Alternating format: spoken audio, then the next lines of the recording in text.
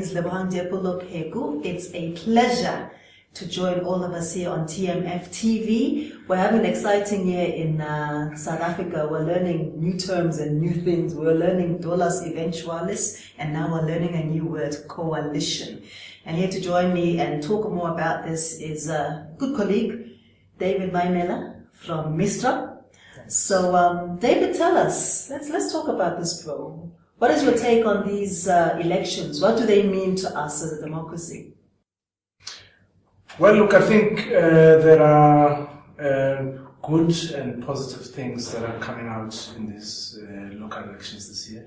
The first one is the fact that I think it is always a good thing for any democracy to have, a government exchanging hands peacefully. And, let alone the fact that we've had, in the run-up to the actual day of voting, some form of violence, killings and this and the other. But the actual exchange of hands, of government, from one political party to another, or from one political party to a coalition-led kind of government, is quite a positive thing.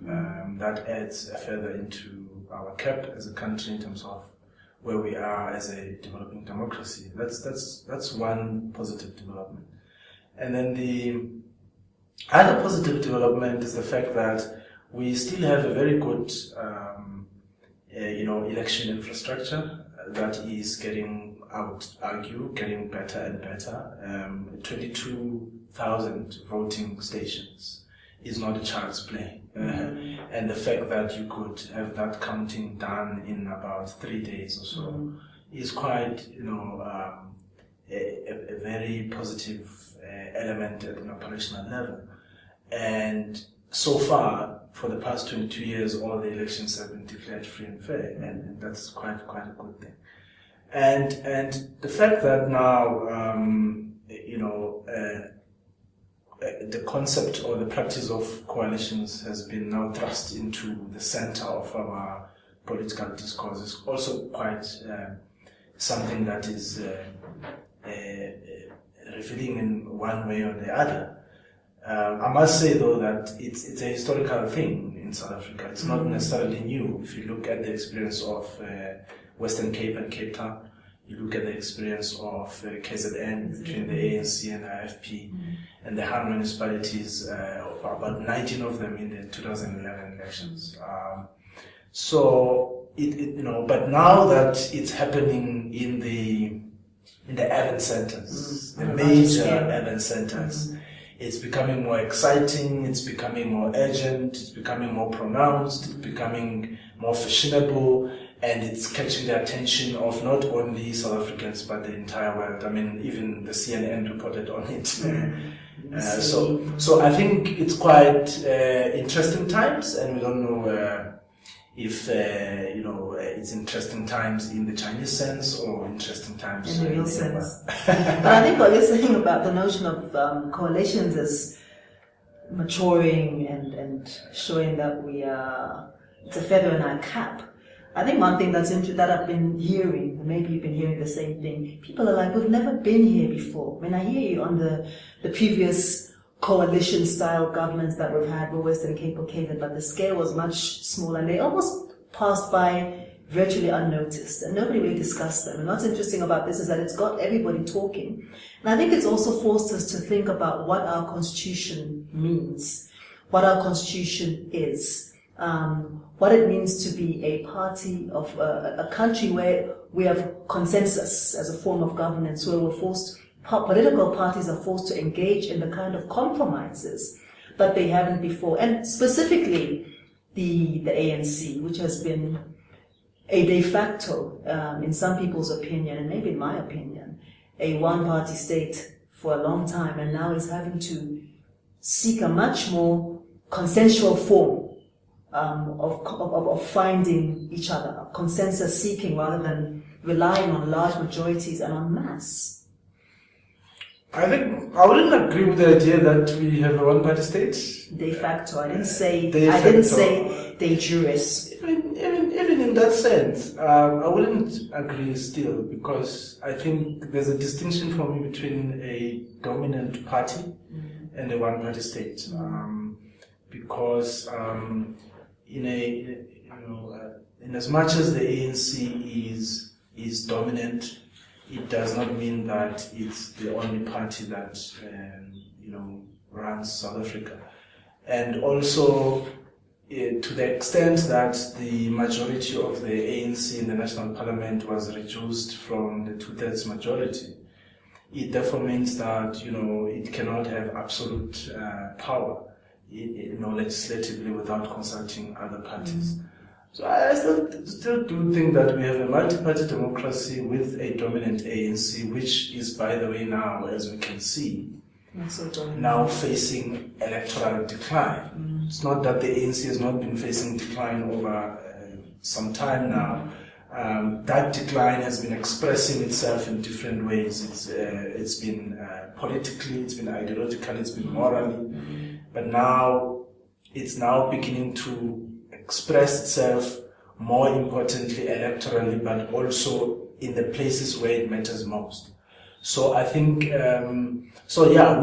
do have that, but I think it's the space where we are today as a country. It's an exciting space politically. Well, it's not an exciting space politically for the ANC, because losing power it's not a nice thing.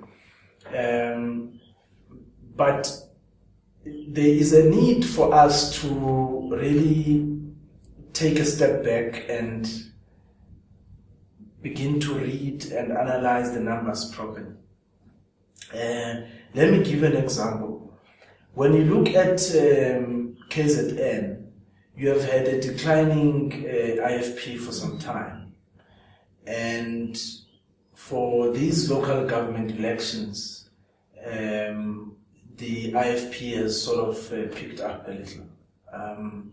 So the phenomenon of a decline for political parties, it's possible that it might not go in a linear way.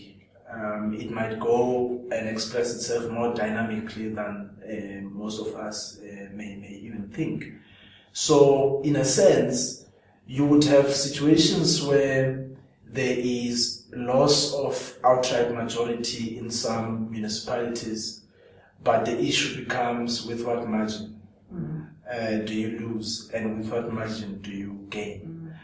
So that becomes important, because then it tells us, it doesn't tell us a definitive story, but what it tells us is that, yes, the balance of forces have shifted, but does it mean that they cannot shift otherwise when the next election comes? Because for me, from where I stand, I think any margin of difference in an election that is 10% and above is actually remarkable and significant.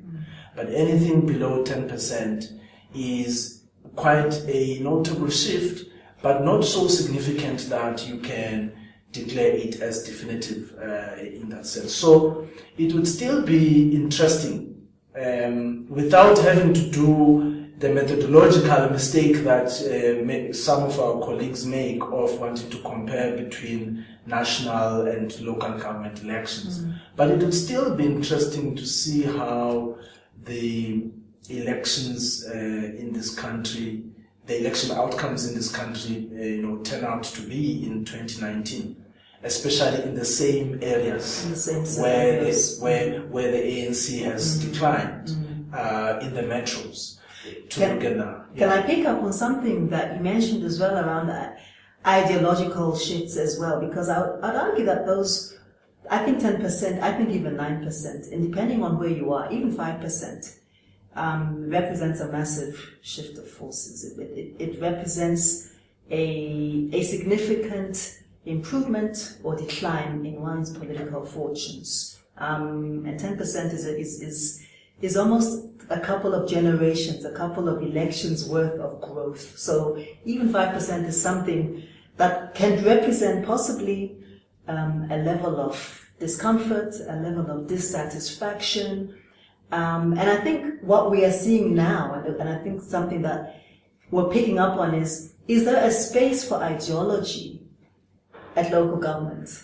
In municipalities, even in those, and yet even in those, and yet even in those, and yet even in those, and yet even in those, and yet even in those, and yet even in those, and yet even in those, and yet even in those, and yet even in those, and yet even in those, and yet even in those sorts of conversations, we've seen how the EFF have brought macro issues to their menu of demands, talking about nationalization, talking about certain people needing to be removed, talking about not signing nuclear deals.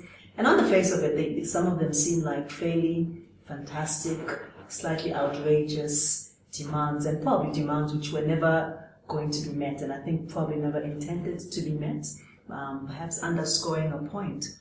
But I'm not of the opinion myself, and I'd like you to talk about this as well.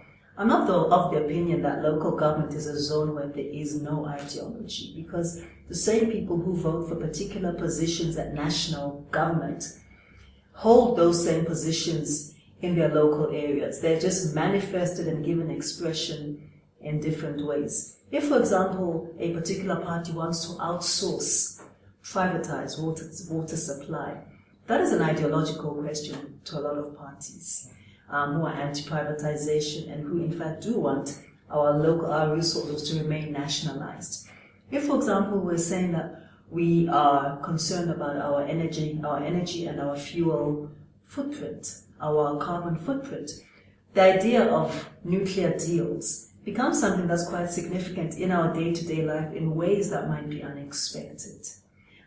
If we're talking about, then if we want to fine-tune it a bit more and say, but our rates are going to be impacted in particular ways, our water, our rates.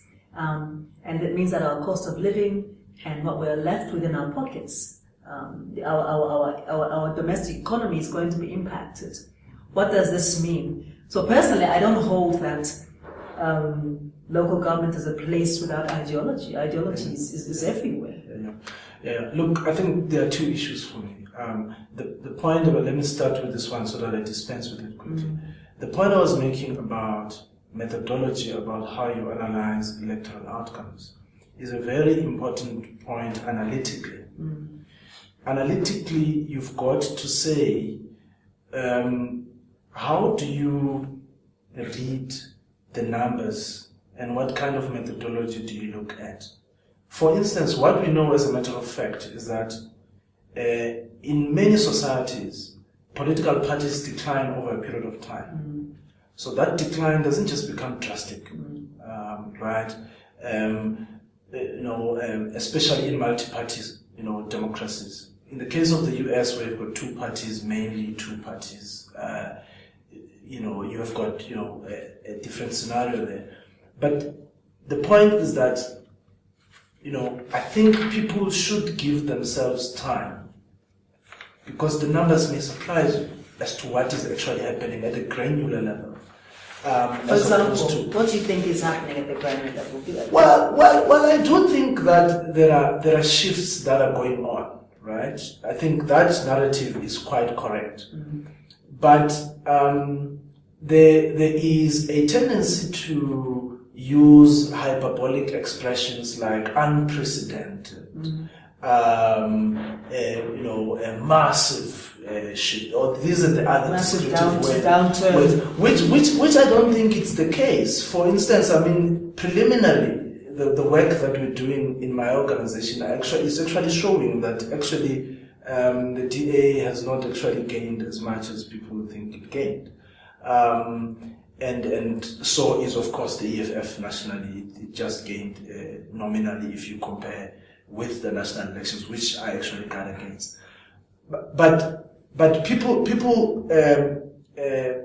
if they go with the media reports, right, without this thoroughgoing study of the numbers, might reach that kind of conclusion, which is, part of public discourse, and that's okay. And that is why there's value in having informed public discourse. And that's why you've got the research think tanks, you've got the universities that are focusing on that. That's quite a good thing and a valuable thing to have. And so what I'm calling for is that analytically, if you are to analyze the numbers and the decline or the increase of a particular one political party over the other. You've got to look at the trends as opposed to look at the event. So the event of 2016 must be compared with 2011, 2006, and then back and back. Absolutely. So you've got to do that. So analytically, it makes, for gravitas study and a study that is, sound. That's the one point I was making. But the second point on issues for me is around, it has been proven, if you look at least for the past 3 elections, that the issues that are high on the agenda among the people of South Africa are mainly 3 issues. The first one is corruption. The second one is crime. The third one is jobs. So I would agree with you. Local government, when people look at government or look at the state, they look at the state, but on Khulument. They don't say Khulument or Samakai or local government. When they relate with the state, they relate with the state in the way that they expect government to do certain things, to deliver certain goods and certain services. And they relate with institutions. Right? Yes, they relate with institutions. Like, for instance, we can't downplay the fact that even though it might prove difficult to quantify, we can't downplay the fact that corruption was high on the agenda, right? We can't downplay the fact that we have an economic situation in the country that is losing jobs, right? And people are saying, if we are to vote, are we going to see jobs increasing? Are people going to be getting jobs? If we vote, are we voting for a government that will continue to be corrupt? So I think that the so-called national issues are actually local issues too. And I think that the people have, you cannot dictate to people as to what must occupy their minds as they approach an election. And people pick up on the issue. The point is, what actually drives a person to go out and vote? Well, also, who is voting? Because now we're hearing that, there was a lot of backlash around, or blacklash, and clever blacklash, saying that certain people turned against the ANC, and this is why there is, and then there's supposedly an urban backlash and an urban blacklash as well, which has really begun to shift the way that choices are made, and that there's less of a knee-jerk around why we vote at local government, and that it was also, in the case of Gauteng, there's the suggestion that it was that the general irritation that those of us who live in Gauteng feel around things like e-tolls, etc., etc., and some of these kind of more nuanced. That's not a very nuanced issue, but if we take it down further, I think it's also a crisis of governance and a crisis of how I think a government or a liberation party hasn't read the signs and taken the cues in then shifting its approach and its tactics from a government of liberation or a party of liberation to a government that needs to lead in peace times. And this is not unique to South Africa. I always use the example of, say, Kenya, where Kenyatta's KANU now doesn't exist. It's like this, it's lost in this tie and dye of coalitions which were put together, cobbled together to evict President Moi. And then the same could be said about Zambia, who are now in the middle of their own national election debates about freeness, fairness, etc. UNIP is now something of KK's UNIP, Super Ken, as we used to call them, is something of history, something that I think that the last I checked, they had one little seat left. This is a party which was in government for 27 years. So for me, it's also a case of looking at the trajectory of any post-independence parties and seeing that there's nothing unusual about this lifespan. That's the one thing. And the second is really, did the ANC miss those cues and miss those very important lessons and writings on the wall from other countries, and even from some of the internal ruptures that have been emerging all the time, really, on the ground in this country. Yeah, I see that now you want us to discuss the governing party. Which, let's do that. You see, there's no doubt about the fact that the ANC is in a precarious situation in the country, politically and electorally, and even ideologically. Why? Why is it? What are the factors? Well, I mean, it's you have multiple factors. The first one is absence of leadership, right? And right from the top to the bottom, right?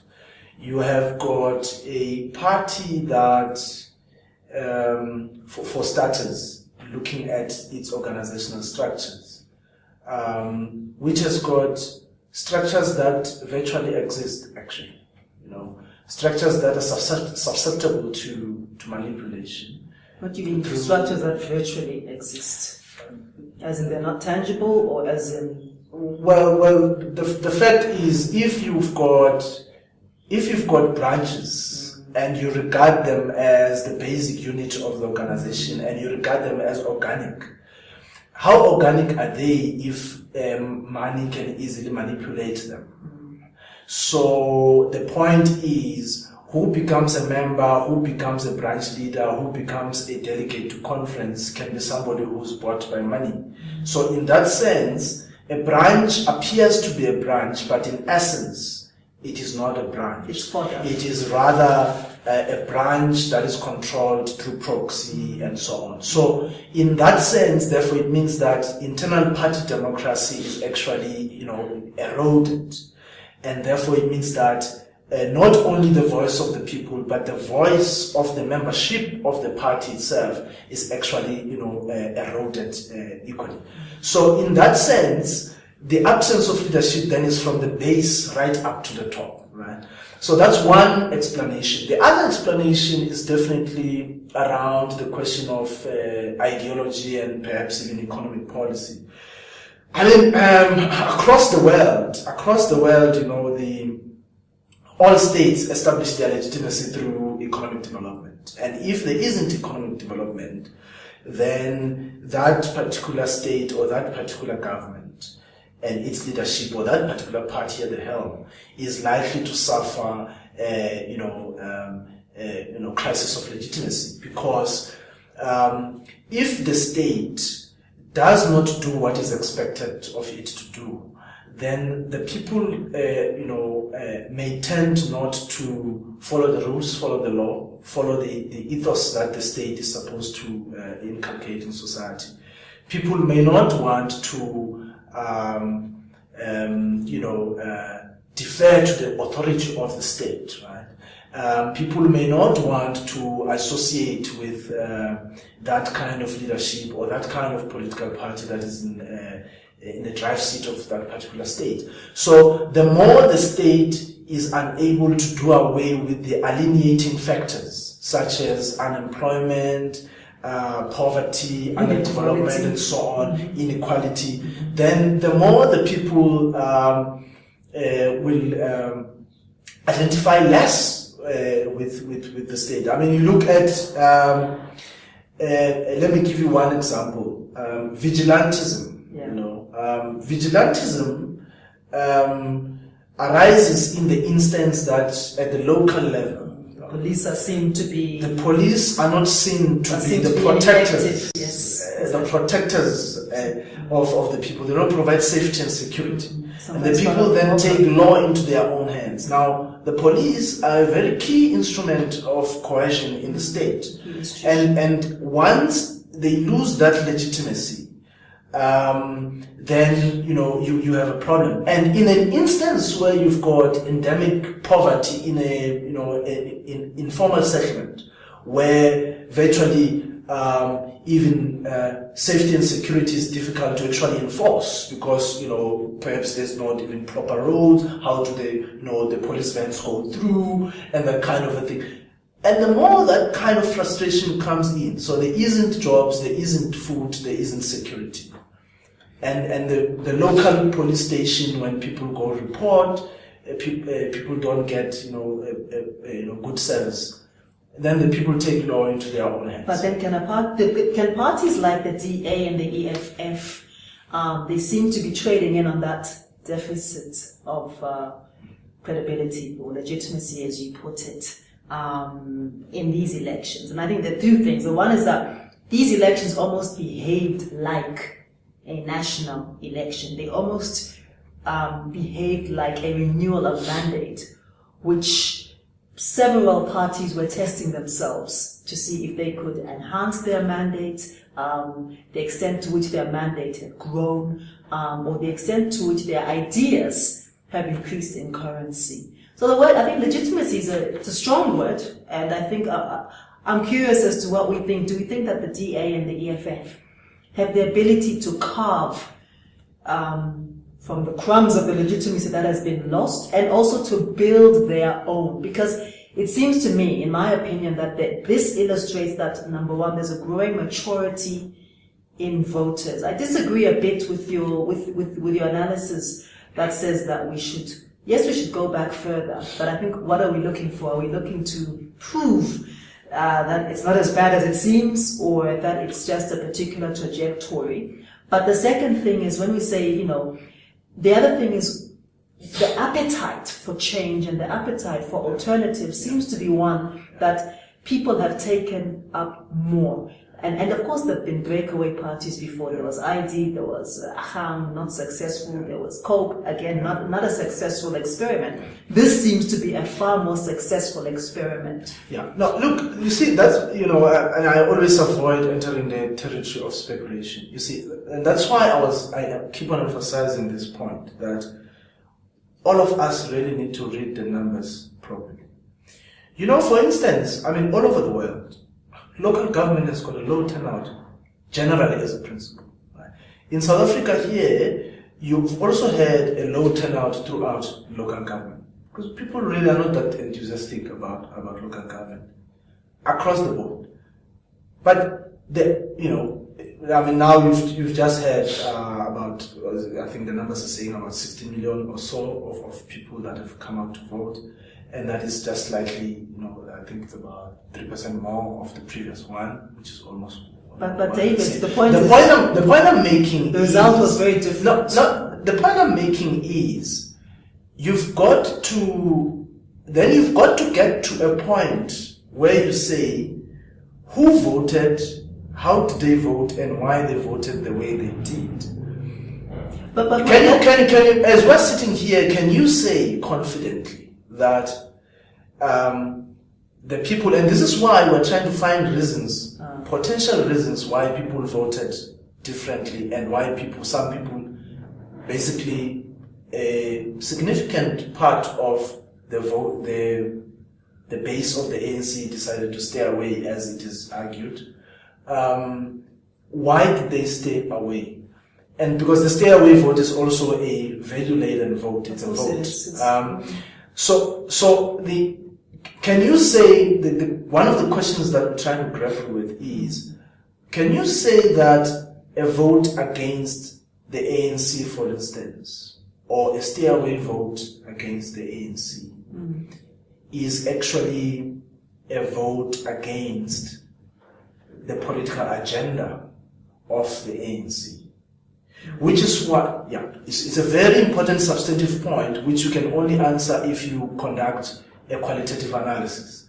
So it means that, among other things, you might have to go and sample some voters in but the point is, none of those people who did not, let me come in. Okay. Those people who didn't come, are we saying that the result would have been so significantly different? Because now we're going into the realm of saying, well, did they vote? Did they stay away because they didn't see any other appetizing alternatives, which we need to get to? Or did they stay away because they're against? The point is, people in more significant numbers than ever before have stayed away.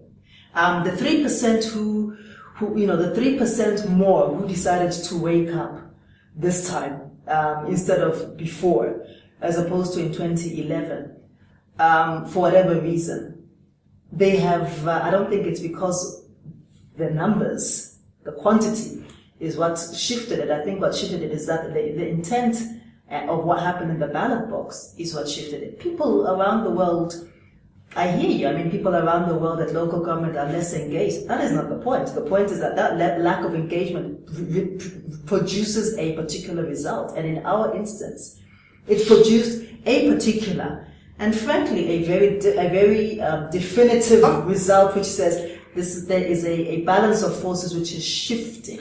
Look, I mean, I haven't looked at the numbers definitively, and I don't want to go in there. And that is why I'm posing these questions, so that I problematize the analytical framework around the numbers.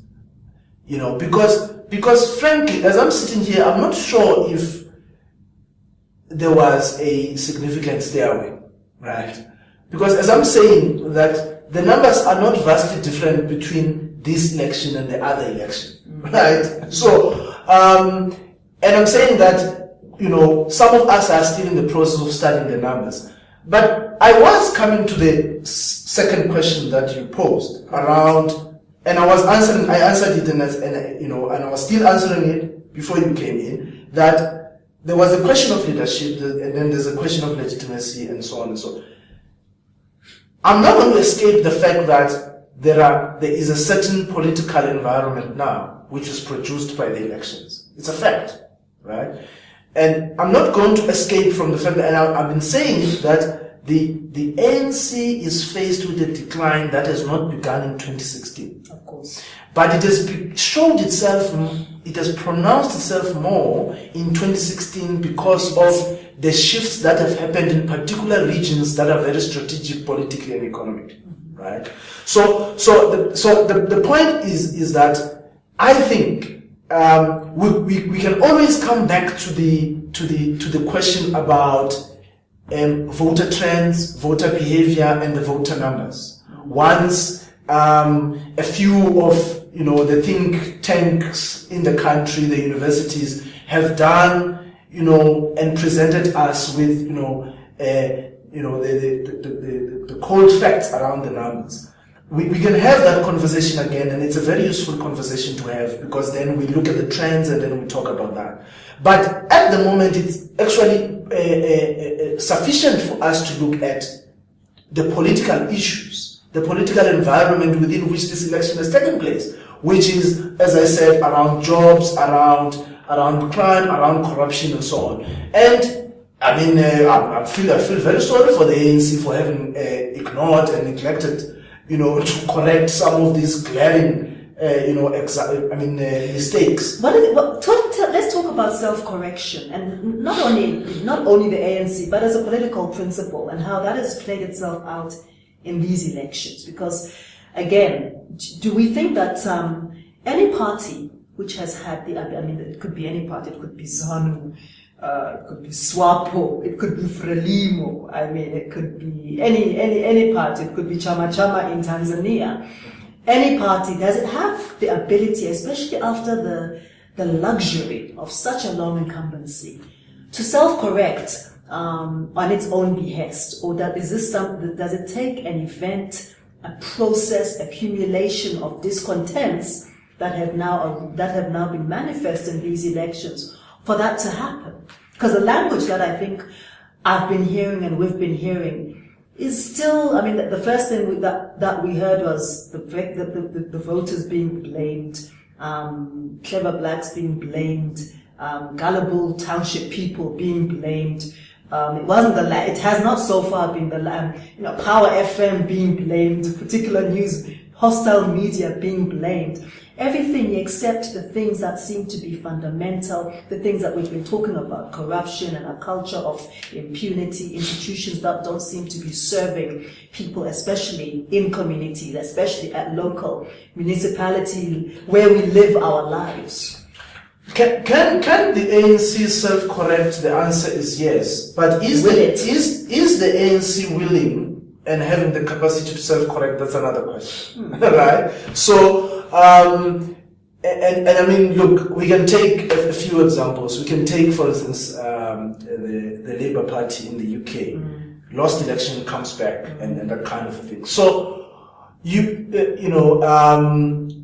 You can always have that, and I just said earlier on that the numbers, the preliminary reading of the numbers shows that you've got some resurgence of the IFP in KZN. Although Labour is different because that's a binary Tory, Labour, Democrat, Republican. It's much more binary. This is different because this is a party that's had a far more entrenched hold on incumbency and with a bigger majority.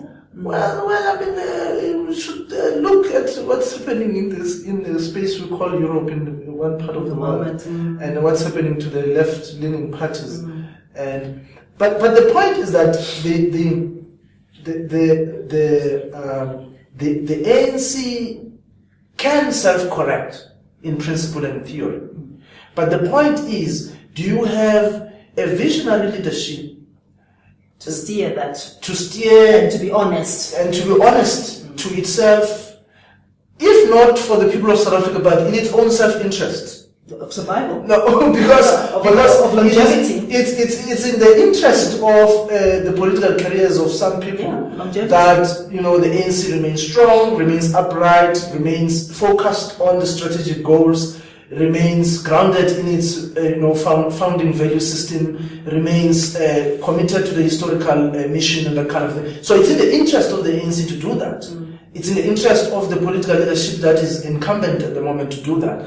But the issue is, do you have the capacity and the will to actually do that? I doubt that the ANC has that capacity and will. I mean, you saw how they came out on Sunday with a press statement or a media statement that simply says stuff that has been said since the first National General Council of the ANC in Port Elizabeth, by the way, ironically. The Port Elizabeth Nelson Mandela, now called Nelson Mandela NGC, is the one that spoke very strongly about the need, very urgently, for the ANC to build a new cadre. Right, and we've been talking about the cadre. Yes. So now the new cadre is not emerging, but now, as the topic of the discussion today suggests, by the way, going back to why we're here actually today, that usually crisis must induce awareness about opportunity that exists. That crisis must not be allowed to go to waste. Absolutely. That when the ANC is faced with the current crisis that it's facing now, of in the next 2.5 years or so, is going to be going to a general election, and it means that it's got an opportunity to take stock of its failure to do the right things. But so do other parties. And I think just talking about the cadre is manifesting also in other parties. And let's talk a bit about the other parties as well. Sure. Because it seems as though, the cadre used to be in the ANC and is now in the EFF. That's one cadre. The cadre has also gone blue in the DA. The cadre used to be in the ANC and is now the UDM, under General Hulumesa. The cadre is the Freedom Front Plus, dubious example or dubious reference point, granted, and COPE. And the interesting thing, of course, is that most of these offshoots as well, conspicuous by their absence, the PAC, oddly enough, in that coterie of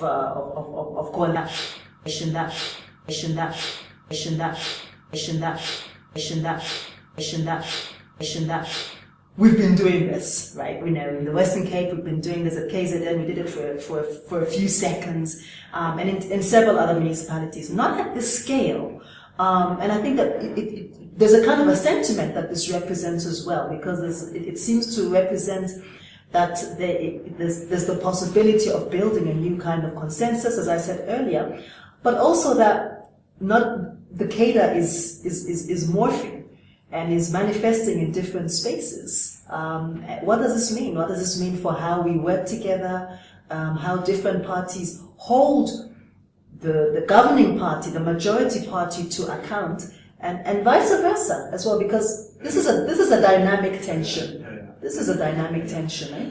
It's an opportunity for small parties to grow. It's an opportunity for small parties to have a chance at government and prove the worth of their policies and their ideas, to prove that they can run and deliver services efficiently.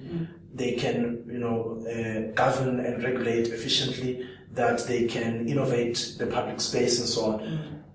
It's an opportunity for them to do that, and I think that we have to wait and see if that really does happen. Or grow into it. Yeah, others. Well, certainly the DA thinks that it's been doing that in Midvaal and in Western Cape. As a party, they think they've been more innovative. They've been avoiding different. They have been avoiding corruption, so they've been different to the ANC.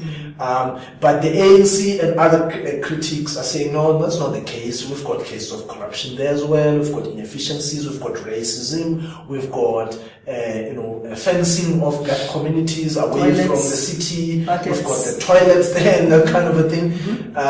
So you've got those kinds of things, but coalitions are by nature very unstable. By nature, very unstable because and very opportunistic. And sometimes it could be that egos clash, just personal egos, personalities begin to clash. Away from policy or issues or ideas, you might find that people then, want to pull out of that kind of coalition, and then you've got a different scenario again. Interestingly, actually, which I think was quite a very smart move politically, was that the EFF opted not to go into any coalition. I was going to ask, because I was wondering, Right. given what you've spoken about, do you think that they missed on the opportunity, the very opportunity to grow their mettle, to have the opportunity to test out some of their, what they claim are their very radical ideas, their radical socialist ideas? I'm in two minds. There's a part of me which thinks that in terms of political strategy, they've done themselves the best service because they haven't sold out, pumped out on the voters. On the other hand, they haven't been seen to be aligning with, ideological, and I wonder whether that kind of they will afford to be as dogmatic as they grow forward. On the other hand, I also wonder though that did they miss up an opportunity to maybe just take one or two MMCs, one or two positions here and there to test this out and to also see how difficult governing is, because it's one thing to oppose, as we know, it's a different thing to be incumbent and to test that, because if you say you are a government in waiting, what better way to grow? In coalition states, I think they took the best and the smartest and the highly sophisticated position. And I think that they are actually the winners in the coalition states or in the environment of coalitions now. Why am I saying that? Very simply. If you look at the experience of the government of national unity since 1994, if you look at that kind of experience, you've had a national party then disappearing within the mold of the ANC and being overshadowed in that kind of sense. So there is always a danger that if you go into a coalition, you might actually be swallowed.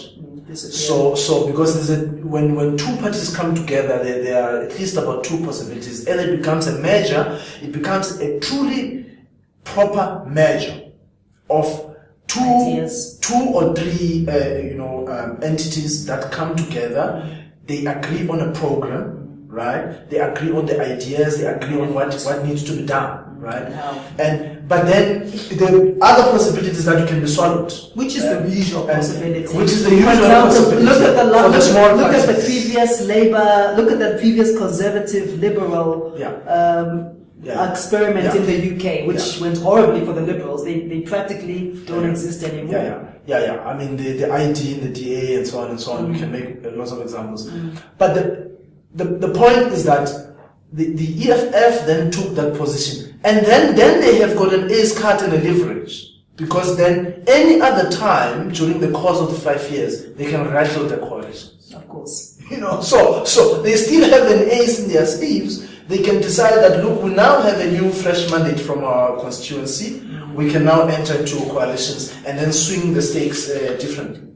So I'm saying that they have shown to be more nuanced, more sophisticated, and more dynamic than most of the smaller parties. And I think that gives them a bit of leverage. And thirdly, they have now an opportunity to say, look, if there are failures there, we have pointed them out. We have tried to hold these people accountable. It's not part of our failures. I hear you, but I think they're in a safe space in a way. it's too safe. Sometimes I think that's the easy way out, because that gives a party the opportunity to be an armchair spectator and to say, "Mjelile, but na akena mono." So I think I hear you. I think politically, in terms of a political but strategy, they don't have a mandate to it's run what? any municipality. No, well, in fact, they don't. But Legally and politically, they have. But they have there's not no won. space. There is very little space for that kind of political purism. So, as it were, look at the state of most politics across the world, David. It is a jostling